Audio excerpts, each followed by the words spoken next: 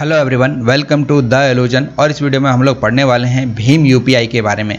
जानेंगे भीम यूपीआई क्या है और इतना ज़्यादा ये आजकल न्यूज़ में क्यों है। वैसे मैं बता दूं, भीम यूपीआई जो है इसका फुल फॉर्म होता है Bharat interface for money. Money यहाँ पर वर्ड दिया हुआ है, इसका मतलब ये है कि ये पैसे से रिलेटेड है। वैसे ये एक मनी ऑनलाइन ट्रांजैक्शन ऐप है जिससे कि भारत में आप कहीं भी पैसे के ट्रांसफ़र कर सकते हैं, एक दूसरे से दूसरे जगह पर भेज सकते हैं बिना आप बैंक के चक्कर काटे।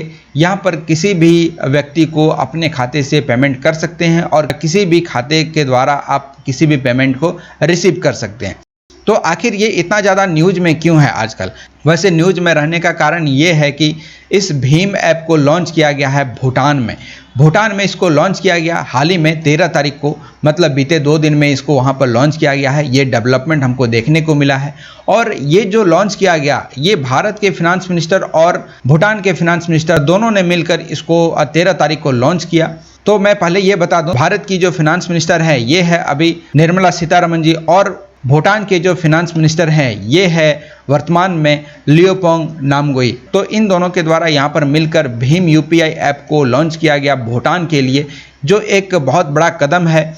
और भीम यूपीआई आजकल के डेट में बहुत ज़्यादा इम्पॉर्टेंट है, क्योंकि लॉकडाउन के समय में वैसे भी व्यक्ति एक से दूसरे जगह नहीं जा पा रहा था, बहुत सारे ऐसी समस्याएं हो रही थी, तो जिसके कारण भीम ऐप बहुत ज़्यादा, और भीम ही नहीं बाकी जितने भी ऑनलाइन प्लेटफॉर्म है जो कि एक ऑनलाइन मनी ट्रांसफ़र प्लेटफॉर्म है, तो यहाँ पर बहुत सारे ऐसे ऐप ने अपना योगदान दिया जिसमें कि पैसे को एक जगह से दूसरे जगह को भेजा जाए बिना किसी फिजिकल एक्टिविटी का। हाँ, फिजिकल एक्टिविटी है, वो आप घर में ही बैठे बैठे फिजिकल एक्टिविटी कर सकते हैं। मोबाइल उठाना है और बस आप अपने पैसे को किसी और के खाते में भेज सकते हैं, या फिर कोई और व्यक्ति आपके खाते में उस पैसे को ट्रांसफ़र कर सकता है। तो इसलिए इसको यहाँ पर लॉन्च किया गया। यहाँ पर आप देख सकते हैं एनपीसीआई के द्वारा ट्वीट करके बताया गया था कि भारत और भूटान आपस में मिलकर भीम यूपीआई ऐप के साथ कोलैबोरेशन कर रही है ताकि भूटान भी इस चीज़ में आगे आ सके। और ये जो लॉन्च किया गया भीम यूपीआई को भूटान में, ये किया गया 13 तारीख को। तो यहाँ पर हम लोग बात करते हैं कि क्या ये जो वहाँ पर डेवलपमेंट देखी गई है ये क्या अचानक से हुई है या फिर इसके पीछे कोई कारण है। देखो, वैसे एक कमिटमेंट अनाउंस किया गया था भारत के द्वारा जब 2019 में भारत के प्रधानमंत्री गए थे भूटान के दौरे में जब गए, तो उसी समय इस बात की कमिटमेंट की गई। और अब जाकर 2021 में देखा जा रहा है कि भीम यूपीआई को भूटान के लिए लॉन्च किया गया। तो आपका यहाँ पर सवाल होगा कि क्या हम लोग सिर्फ भूटान को ही ये दे सकते थे, नेपाल को नहीं? देखो, अपने अपने देश का इंटरेस्ट होता है। भूटान को इंटरेस्ट था कि वो भीम ऐप के साथ कोलैबोरेशन करे। यदि नेपाल को ऐसे चीज़ों की आवश्यकता पड़ती है तो नेपाल के भी साथ ये चीज़ इन द फ्यूचर किया जा सकता है, लेकिन अभी फिलहाल भूटान के साथ ही ये चीज़ देखा जा रहा है। तो यहाँ पर हम लोग बात करते हैं कि भूटान ही क्यों, आखिर और भी कोई देश हो सकता था। यदि दूर दराज के देश हो वहाँ पर भी इस चीज़ को लॉन्च किया जा सकता था। देखो, भारत की एक पॉलिसी है, उसका नाम है नेबरहुड फर्स्ट। तो नेबरहुड फर्स्ट पॉलिसी के अंतर्गत ही इस चीज़ को यहाँ पर लॉन्च किया गया। नेबरहुड फर्स्ट पॉलिसी जो है, पड़ोसी प्रथम, इस पॉलिसी का यही कहना है कि पहले हम अपने पड़ोसियों को देखेंगे, उसके बाद किसी और देशों को देखेंगे। वैसे पड़ोसियों को देखने की यहाँ बात की जा रही है, तो क्या सिर्फ इसी ऐप के थ्रू या फिर और किसी भी क्षेत्र में इस तरीके का डेवलपमेंट देखा जा सकता है? वैसे मैं एक चीज़ और बता दूँ, भारत अपने पड़ोसियों के साथ डिफेंस पार्टनरशिप भी बढ़ा रहा है और धीरे धीरे अपने डिफेंस सिस्टम को भी अपने पड़ोसियों को बेच रहा है।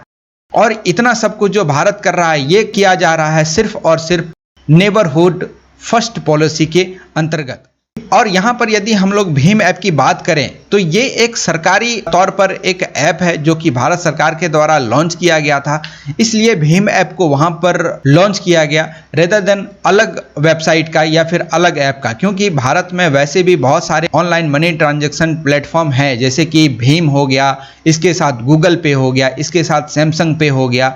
हाँ, सैमसंग पे भी एक ऑनलाइन ट्रांजैक्शन पेमेंट ऐप है जो कि आपको सैमसंग मोबाइल या फिर एंड्रॉयड फ़ोन के साथ इनबिल्ड आता है। उसके बाद बहुत सारे ऐसे हैं जैसे कि पेटीएम हो गया। ये सारे जो ऐप हैं, ये जितने भी ऐप हैं ये सरकारी नहीं है, और यहाँ पर जो भीम ऐप की बात की जा रही है ये सरकारी है। इसलिए यहाँ पर देखा गया कि भीम ऐप को भूटान में भी लॉन्च किया गया। यदि पिछले 5 वर्षों की हम लोग बात करें तो यहाँ पर फाइनेंशियल ईयर 2020-21 में करीब 22 मिलियन ट्रांजैक्शन इससे किया गया, जो कि इंडियन रुपीस में कहें तो 41 लाख करोड़ रुपीस यहाँ पर ऑनलाइन ट्रांजैक्शन के माध्यम से एक दूसरे को ट्रांसफ़र किया गया। तो कहीं ना कहीं भीम ऐप अपने आप में बहुत बड़ा एक प्लेटफॉर्म बन चुका है।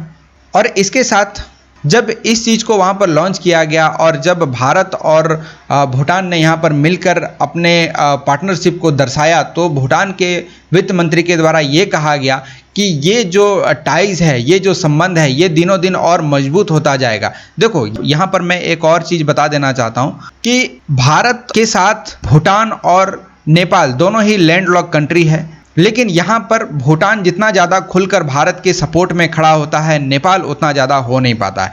क्योंकि यहाँ पर जो पहले प्राइम मिनिस्टर थे KP ओली साहब, ये थोड़ा प्रो चाइना थे। उनका कहना ये था कि चाइना से बहुत ज़्यादा इन्वेस्टमेंट हमको मिल जाए, लेकिन अभी वहाँ पर सरकार बदल दी गई है। वहाँ पर जो प्राइम मिनिस्टर बने हैं उसका नाम कमेंट बॉक्स में आपको लिख कर बताना है। आप जल्दी से उसका नाम हमारे कमेंट बॉक्स में लिखें। मैं देखना चाहता हूँ कि कौन सा स्टूडेंट कितना ज़्यादा अपडेट रहते हैं।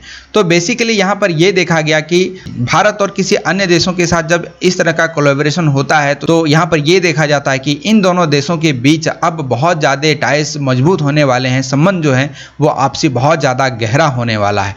वैसे यहाँ पर भीम ऐप के माध्यम से मोबाइल आधारित जो भुगतान होंगे उसको स्वीकार करने वाला पहला पड़ोसी देश हमारा भूटान बन चुका है, जो अब अपने देश में QR के उपयोग के लिए UPI मानकों को अपनाने वाला अभी पहला देश बन चुका है। अब हम लोग जानते हैं UPI के बारे में कि UPI आखिर है क्या। भीम ऐप तो हम लोगों ने जान लिया, लेकिन इसके साथ एक और वर्ड जुटा हुआ है, वो है UPI। तो UPI क्या है? इसका फुल फॉर्म होता है unified payment interface. Unified payment interface जो है, इस UPI प्लेटफॉर्म को मोस्टली सभी ऑनलाइन मनी ट्रांजैक्शन वाले ऐप जितने भी हैं या कंपनीज जितने भी हैं, सभी इसी को इस्तेमाल करते हैं। और अब यहाँ पर सवाल आता है कि ये जो UPI है इसको बनाया किसके द्वारा गया। देखो ये UPI बनाया गया है NPCI के द्वारा। इसलिए NPCI ने ट्वीट करके बताया कि NPCI जो कि एक UPI प्रोवाइडर है, यहाँ पर भीम ऐप भूटान में कोलैबोरेशन के साथ ही इनका और भी प्लेटफॉर्म बड़ा हो चुका है। वैसे UPI जो है ये ग्राहकों को एक सेवा प्रदान करता है, जो कि आप अपने घर में बैठे किसी को भी मोबाइल से मोबाइल पैसे भेज सकते हैं एक नंबर के थ्रू, जिसके लिए पहले बहुत सारा दिक्कत तो उठाना पड़ता था।